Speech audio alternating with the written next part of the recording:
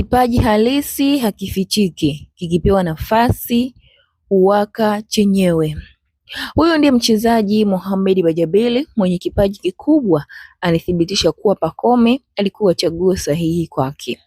Tangu apate nafasi ya kuonyesha uwezo wake, ameonyesha nidhamu, nguvu na kiu ya ushindani ndani ya uwanja wa wachezaji wengi wanahitaji nafasi ya muda mrefu kuthibitisha thamani yao, lakini kwake imekuwa tofauti.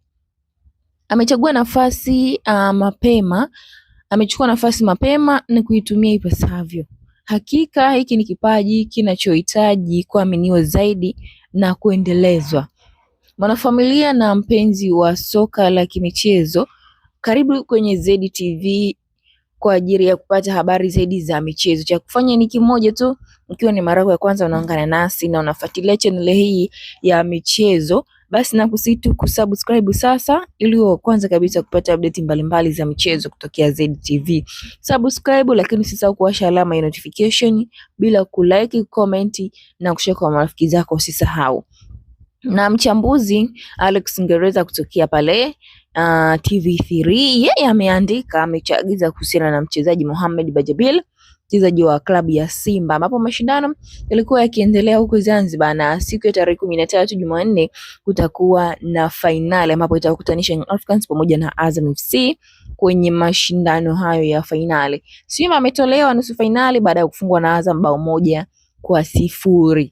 Na ngoja ni kusomee kile ambacho ameweza kukiandika mchambuzi huyu katika ukurasa wake wa Instagram Alex Ngereza, kwamba ameandika hivi: inawezekana Mohamed Bajaber ana kipaji kikubwa kuliko Pacome Zouzoua wa klabu ya Africans na wachezaji wengine kwenye ligi, kama ambavyo tuliambiwa, na wengine tunawashindwa kubisha kwa sababu hawapati muda mwingi wa kucheza. Inawezekana kweli ni bora kuliko Pacome.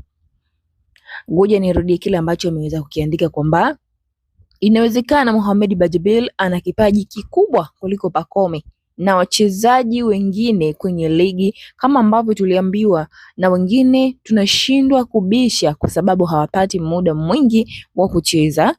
Inawezekana kweli ni bora kuliko Pacome.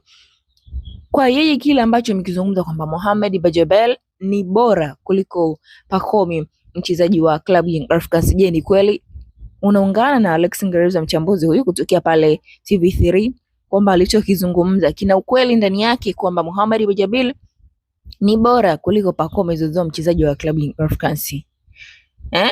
Maoni yako ni yapi kuhusiana na kile ambacho anakizungumza mchambuzi huyu? Unaungana naye kwa namna moja ama nyingine? Unaungana naye kwa asilimia ngapi, kwamba ni kweli Mohamed Bajaber kwa nafasi hii aliyoipata na kuonyesha kwenye mashindano ya Mapinduzi ni kweli ni bora sana kuliko Pacome Zouzoua, lakini ndio hivyo tu, muda hapati wa kutosha kuonyesha kile kipaji chake. Lakini pia amezungumzia kwamba kuna wachezaji wengine ligi kuu ambapo tuliambiwa, na wengine tunashinda kubisha kwa sababu hawapati muda mwingi wa kucheza.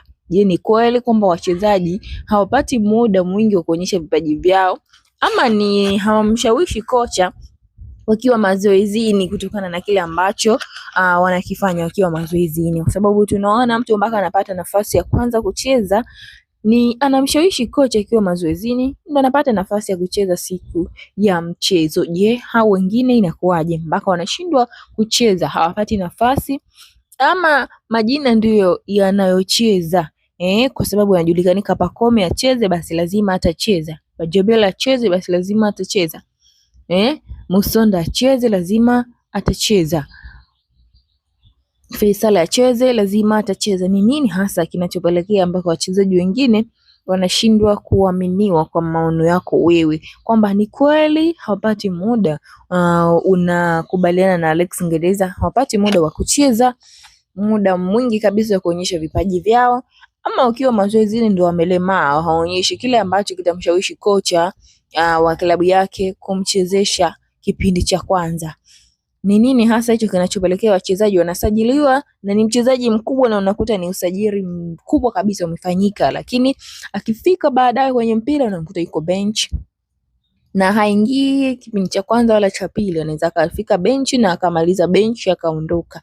Hii inatokana na nini? Maoni yako wewe shabiki unifuatilia channel hii ya ZTV, toa maoni yako, lakini pia usisahau kusubscribe, kwa sababu ukisubscribe utakuwa wa kwanza kabisa kupata update mbalimbali za michezo. Subscribe sasa ili wa kwanza kabisa kupata update hizi za michezo muda wote pindi tu zinapokuwa zimetumwa, lakini pia usisahau kushare kwa marafiki zako habari hii iweze kufikia watu wengi kabisa. Na nitakufahamisha nini sasa kinazidi kuendelea kwenye soka la kimichezo, na ikumbuke kwamba mashindano ya kimataifa yamerejea rasmi. Tarehe 22 Young Africans itakuwa mzigoni, na tarehe 23 Simba Sports Club naye atakuwa mzigoni kwenye kombe la klabu bingwa barani Afrika. Na tarehe 13 mwezi huu wa kwanza 2026 finali Young Africans dhidi ya Azam FC, kombe la Mapinduzi Cup huko Zanzibar. Kwa nitakufahamisha mambo yanaendelea kujili, na ikumbuke bado dirisha dogo la usajili bado halijafungwa. Kwa nitakufahamisha kuhusiana na usajili kwa timu zote ligi kuu hapa Tanzania bara, zote zapata kufahamu nini hasa kimejiri kwenye usajili, nani kasajiliwa, nani ameenda kwa mkopo. Yote hayo utapata kuyafahamu kupitia ZTV. Endelea kusalia hapa ZTV, usisahau kusubscribe na kuwasha alama ya notification.